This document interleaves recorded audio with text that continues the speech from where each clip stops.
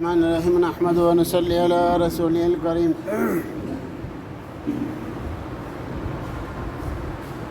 اما بعد فاعوذ باللہ من الشیطان الرجیم بسم اللہ الرحمن الرحیم ان اللہ وملائکته یصلون علی النبی یا ایھا الذین آمنوا صلوا علیہ وسلموا تسلیما یا ایھا الذین آمنوا اللہ تعالیٰ کا حکم ہے اے ایمان والو صلو علیہ درود پڑھو.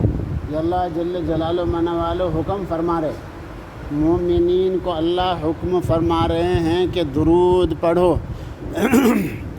بس یہ توجہ کے ساتھ تھوڑی سی بات کرنی ہے. درود کامل کس کو کہتے ہیں؟ دارالعلوم کے شیخ الحدیث صاحب مفتی سعید پان پوری رحمۃ اللہ علیہ نے فرمایا درود کامل کس کو کہتے ہیں؟ اس کے لیے دو باتوں کا ہونا ضروری ہے. اگر ایک ہوئی تو پھر درود ناقص ہوگا، کامل نہیں ہوگا.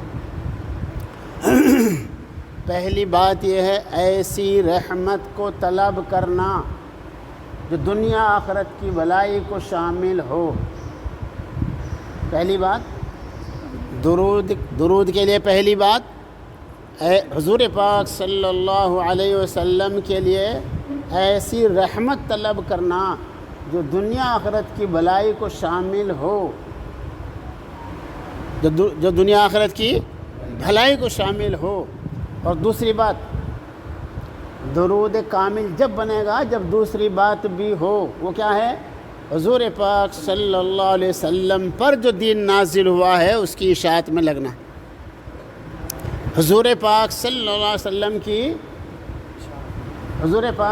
علیہ وسلم پر جو دین نازل ہوا ہے اس کی اشاعت میں لگنا. جی من دھن جان مال ہر اعتبار سے اس کی اشاعت میں لگ جانا. جی جب یہ دونوں باتیں ہوں گی تو درود کامل ہوگا ورنہ ناقص ہوگا. جی حضور پاک صلی اللہ علیہ وسلم پر جو دین نازل ہوا ہے اس سلسلے میں اس وقت میں جو مخاطب ہیں وہ ہمارے ائمہ حضرات ہیں. ہمارے ائمہ حضرات کی کیا ذمہ داری ہے؟ امام بخاری رحمۃ اللہ علیہ نے چند احادیث ان کے اوپر ایک ترجمہ قائم کیا ہے جس کا مطلب یہ ہے کہ ائمہ حضرات کی کچھ ذمہ داری ہے. ذمہ داری اگر نبھے تو کامیابی ہے اور ذمہ داری اگر چھوٹے تو ناکامی ہے. سب جانتے ہیں سب سے بڑے دعا والے اور سب سے بڑے علم والے اور سب سے بڑے نبی صلی اللہ علیہ وسلم جنگ احد میں موجود تھے، مگر ذمہ داروں نے جہاں کچھ ذمہ داری سونپی تھی کہ تم یہ ذمہ داری نبھانا، وہ ذمہ داری نبھانے میں چوک لگ گئی، وہ ذمہ داری چھٹ گئی، ساری کامیابی ناکامی سے بدل گئی. ساری کامیابی ناکامی سے بدل گئی. کہیں کی بنا پر کچھ حضرات کو کچھ ذمہ داری دی تھی، وہ ذمہ داری ادا نہیں کی اور جان کر نہیں چھوڑی، وہ بھول سے چھوٹ گئی ہے، چوک ہو گئی ہے، تب بھی ساری کامیابی ناکامی سے بدل گئی. اگر ماں اپنی ذمہ داری ادا نہیں کرے گی بچے نہیں سنبھلیں گے. ابا اگر ذمہ داری ادا نہیں کرے گا تو بچے نہیں سنبھلیں گے. استاد اگر اپنی ذمہ داری نہیں ادا کرے گا تو کامیابی نہیں ہوگی، ناکامی ہوگی. بس اسی طرح جو جہاں کا ذمہ دار ہے، اس لیے فرمایا کلکم راع وکلکم مسئول عن رعیتہ، تم میں سے ہر ایک ذمہ دار ہے. تو ائمہ حضرات بھی ذمہ دار ہے. ان کی کیا ذمہ داری ہے؟ امام بخاری رحمۃ اللہ علیہ نے فرمایا اگر کوئی آدمی آیا مسجد میں اور تم دیکھ رہے ہو کہ اس کے ٹخنے سے نیچے پاجامہ لنگی وغیرہ نیچے کھینچ رہا ہے تو کیا کرنا ہے؟ یہ امام کی ذمہ داری ہے کہ روک ٹوک کرنا. توجہ کے ساتھ سننا. حضرت شیخ صاحب رحمۃ اللہ علیہ نے فرمایا ٹوکا ٹاکی کرنا اس کا نام ہے اصلاح اور ٹوکا ٹاکی نہ کرنا اس کا نام ہے خیانت.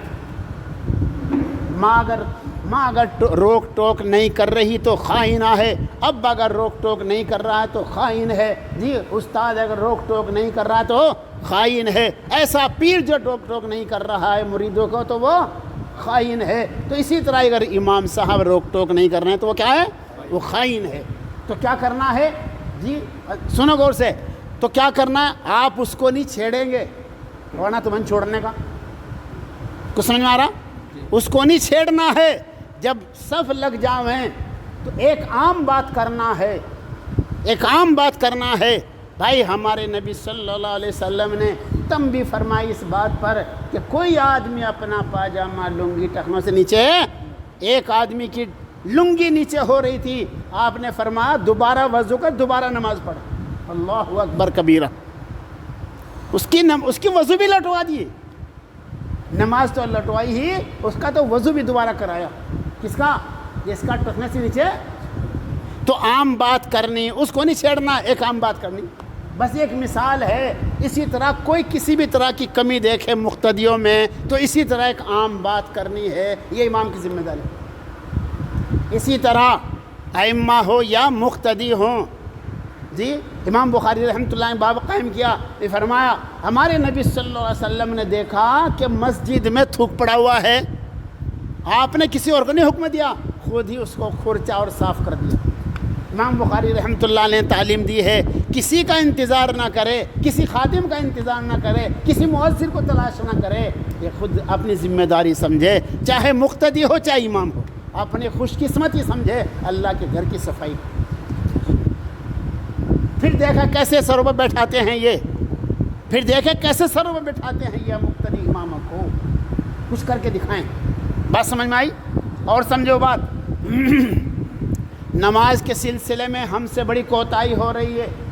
جی جو سنت طریقہ ہے وہ بالکل ختم ہوتا جا رہا ہے, نماز پڑھنے کا بھی اور نماز پڑھانے کا بھی وہ بالکل ختم ہوتا جا رہا ہے. بس ایک فیشن چل گیا ہے, چند آیتیں, 2 آیتیں, 3 آیتیں سورت کے اخیر سے پڑھی, اللہ اکبر. میں نے شیخ صاحب رحمۃ اللہ علیہ سے عرض کیا, میں کہا جی یہ فیشن چل گیا. فرمایا یہ بیماری گجرات میں تھی, ہمارے یہاں کے وہاں چندہ کرنے کے لیے گئے علماء اور اس بیماری کو وہاں سے کھینچ لائے. چندہ تو کھینچ کے لائے ہی, یہ بیماری بھی کھینچ لائے. تو سنت کے مطابق کیا ہے؟ طوال مفصل, اوساط مفصل, قصار مفسر, ماشاءاللہ یہ سب ائمہ سمجھتے ہیں اس کو کہ اس کا کیا مطلب ہے. اس کے مطابق قرات کریں. جمعے کی صبح میں جی پہلی رکعت میں جی الف لام میم سجدہ, اور دوسری رکعت میں سورہ دہر. جی میں نے شیخ صاحب رحمۃ اللہ سے عرض کیا, میں کہا جی کچھ لوگ اعتراض کریں. فرمایا عمل کرنے کے لیے ابلیس آئے گا. کیا فرمایا؟ عمل کرنے کے لیے ابلیس آئے گا, عمل تو ہمیں ہی کرنا پڑے گا. البتہ ایک بات ہے, ائمہ حضرات سے درخواست ہے وہ حضر میں پڑھیں, بڑھیا پڑھیں, قواعد کے مطابق پڑھیں, قرات میں نہیں بلکہ حضر میں پڑھیں. تو انشاءاللہ دیکھ لینا سارے مقتدی خوش ہو جائیں گے. بعض جو ہے وہ قرات کا لہجہ گڑبڑ کر دیتا ہے جس سے پیچھے کھڑے ہونے والے تنگ آتے ہیں. بعض جو ہے وہ اوپر نیچے اس طرح کھینچتا ہے کہ اس کا مذاق دل پہ اثر پڑتا ہے, حقیقت کا دل پہ اثر پڑتا ہے. جی مفتی سعید پان پوری رحمۃ اللہ علیہ فرماتے ہیں, میرے استاد علامہ بلیاوی رحمۃ اللہ علیہ حضرت شیخ الہند رحمۃ اللہ علیہ کے سر میں تیل رکھنے جاتے تھے. جس دن وضو نہیں ہوتا تھا سر کھینچ لیتے تھے. جس دن وضو نہیں ہوتا تھا تیل لگانے والے کا تو سر یوں نہیں کہتے تو بے وضو بھاگ جا. یہ حقیقت کا اثر پڑتا ہے, حقیقت کا اثر پڑتا ہے. فرمایا بھائی بس رہنے دے. جب آدمی صحیح انداز میں قرات کرے گا, قرآن پاک کو صحیح انداز میں پڑھے گا, دل کی کڑھن کے ساتھ پڑھے گا. اور حضر میں ہمارے شیخ صاحب رحمۃ اللہ علیہ تو حضر میں ہی پڑھواتے تھے, جس سے بھی نماز پڑھواتے تھے, لمبی لمبی صورت سنت کے مطابق, اور کسی کو کوئی تنگی پیش نہیں آتی. کچھ سمجھ میں آیا؟ یہ میں آپ حضرات سے کہہ رہا ہوں, 3 مہینے ہو گیا میں شور مچا رہا ہوں. جی جو سننے والے ہیں وہاں سننے والے ہیں, جو نیٹ میں سننے والے ہیں وہ سب سن رہے ہیں. میں سب سے کہہ رہا ہوں بھائی اپنا امہ کا خیال رکھو بھائی. جی محتمم صاحب سے بھی کہہ رہا ہوں اپنے مدرسین کا خیال رکھیں بھائی. جی میں سب سے کہہ رہا ہوں یہ ان کے ذریعے دین کی اشاعت ہو رہی ہے. اشاعت تو سب سے مل کر ہوتی ہے, امام صاحب سے بھی اور مقتدی سے بھی, استاد سے بھی اور شاگرد سے بھی, ابا سے بھی اور اماں سے بھی اور بچوں سے بھی. جب سب کی مدد ہوگی تو پھر کام ہوتا ہے, پھر دین کی اشاعت ہوتی ہے. اور جب دین کی اشاعت میں لگیں گے تو درود کامل بنے گا. اور یاد رکھو آج پوری دنیا دشمن کیوں بن رہی ہے؟ چونکہ سب سے زیادہ قیمتی چیز مسلمانوں کے پاس ہے. الیوم اکملت لکم دینکم، ایسی کامل چیز اور ایسی قیمتی چیز کسی کے پاس نہیں ہے جو مذہب اسلام مسلمانوں کے پاس ہے۔ اس لیے جس کے پاس مال ہوتا ہے، قیمتی چیز ہوتی ہے، دنیا اس کی دشمن ہوتی ہے۔ تو ساری دنیا اس لیے دشمن بن گئی ہے کہ مسلمانوں کے پاس قیمتی سرمایہ ہے، جی قیمتی سرمایہ ہے۔ اور یاد رکھو، مسلمانوں کے نمٹانے کا ایک ہی طریقہ ہے، جی ان کی مستقل کانفرنس ہوئی ہے کہ ہم تھک گئے ہیں مسلمانوں پر بارود بجاتے ہوئے، میزائل چلاتے ہوئے، بم بجاتے ہوئے، ان کو شہید کرتے ہوئے، ان کے علماء کو شہید کرتے ہوئے ہم تھک گئے، مگر مسلمان ختم نہیں ہوتے ہیں۔ بس اگر مسلمانوں کو ختم کرنے کا کوئی طریقہ ہے، وہ ایک ہی طریقہ ہے، وہ کیا؟ ان کو بے دین بنا دو، ان کو بے دین بنا دو۔ یہ مدارس کا بند ہونا، یہ مساجد کا بند ہونا، یہ خانقاہ مراکز کا بند ہونا، یہ تبلیغ کا بند ہونا، یہ جانتے ہیں اس بات کو کہ یہ پاور ہاؤس ہیں اسلامی آبادی کے، یہ پاور ہاؤس ہے، بجلی انہی سے پہنچتی ہے۔ اور جب ان کے اندر روشنی نہیں جائے گی، اندھیرا ہوگا، تو پھر یہ جب بے دین بن جائیں گے، ان کا جو چاہے بنا لینا۔ بے دینی میں مسلمان نمٹے گا، ورنہ مسلمان نمٹنے کے لیے نہیں آیا ہے۔ مسلمان نمٹ جائے گا، دنیا نمٹ جائے گی۔ اس لیے فکر کریں، اپنے گھروں کو مسجد بنا دے، اپنے گھروں کو مکتب بنا دو، اپنے گھروں کو خانقاہ بنا دو، اپنے گھروں کو مرکز بنا دو۔ انفرادی طور پر اپنی تبلیغ چلتی رہے، انفرادی طور پر 2 بچے یہاں، 5 بچے وہاں، اس طرح پڑھاتے رہیں، سستی نہ کریں، چستی اختیار کریں۔ اللہ سے مانگے، رات کو اٹھ کے اللہ سے مانگے، دوپہر میں قیلولہ کریں، اور عشاء کے بعد جلدی سوئیں، اور صبح کو تہجد میں اٹھ کر بلک بلک کے روئیں۔ اس وقت میں رونے والے کم ہو گئے، اللہ کے سامنے رونے والے کم ہو گئے، پردھان جی کے سامنے رونے والے بہت ہیں، ایم پی کے سامنے رونے والے بہت ہیں، مخلوق کے سامنے رونے والے بہت ہیں، اور خالق کے سامنے رونے والے بہت کم ہو گئے۔ جو رونے والے تھے وہ جا چکے ہیں، اسی لیے فتنے اٹھنے لگے ہیں۔ رات میں اٹھنے والے، رات میں جاگنے والے، اور رات میں بلک بلک کے رونے والے وہ جا رہے ہیں۔ تانتا لگا ہوا ہے، تانتا۔ انہی 3 مہینوں کے اندر کتنے محدث اور کتنے بزرگ اور کتنے اہل اللہ جا چکے ہیں۔ جی جب سے یہ حضرات گئے ہیں، فتنے اٹھتے جا رہے ہیں، اور شاید امام مہدی رحمۃ اللہ علیہ کے آنے تک شاید مشکل ہی یہ سلسلہ ختم ہوگا۔ اس لیے اگر اس کو چاہتے ہیں یہ مصیبت دور ہو جائے، تو رات کو اٹھ کر بلک بلک کے روئیں۔ بس ایک ہی شکل ہو، کوئی شکل نہیں ہے۔ اپنے آپ کو مشغول کر دیں، اپنے بچوں کو بچا لیں، اور ان کو تعلیم میں لگا دیں، اور سب متوجہ ہو جائیں، نماز بڑھیا پڑھیں، اپنی مساجد کو آباد کریں۔ مسجد میں کوئی منع کرے تو اپنے گھروں کو مسجد بنا دیں۔ جی موسیٰ علیہ السلام کے زمانے میں بھی پابندی لگائی تھی نماز پر، اللہ پاک نے فرمایا جی اپنے گھروں کو مسجد بنا دو۔ بشر المومنین، ایسے ایمان والوں کو خوشخبری سنا دو جو اپنے گھروں میں نماز پڑھ رہے ہیں، مجبوری کی بنا پر مسجدیں بند کرا دی تھی، مسجد میں نماز پڑھنا بند کر دیا فرعون نے، جی تو اللہ پاک نے حکم دیا کہ تم اپنے گھروں میں نماز پڑھو۔ اس لیے اپنے سستی مت کرو، راتوں کو اٹھو اور تہجد میں رہو خوب بلک بلک کے۔ تو اس طریقے سے اپنے، اور ہر امام ایک چوکنا ہو جائے، جی کسی کی حرص نہ کرے، کسی کی حصہ نہ کہے۔ استعیذوا باللہ من الطمع، لالچ سے اللہ کی پناہ مانگو، لالچ سے اللہ کی پناہ مانگو، اللہ سے اٹھ کر رات میں اٹھ کر مانگو، انشاءاللہ اپنے آنکھوں سے دیکھو گے اللہ کی کھلی مدد، اپنے آنکھوں سے دیکھو گے انشاءاللہ تعالی۔ اس میں سستی نہ کرے، اپنے بچے ہوں، جی محلے والے کے بچے ہوں، مقتدیوں کے بچے ہوں، غیر تمہارے مقتدی نے ان کے بچے ہوں، جی کوئی ترتیب لگ جائے، کسی کے گھروں میں پردے کا اہتمام رہے، بے پردگی بالکل نہ ہو، جی شرعی پردہ ہو، رسمی پردہ نہ ہو، اور شرعی پردے کے ساتھ اپنی تمام تعلیمات کو زندہ کرو، پھر دیکھو انشاءاللہ کس طریقے سے اللہ کی مددیں آتی ہیں انشاءاللہ۔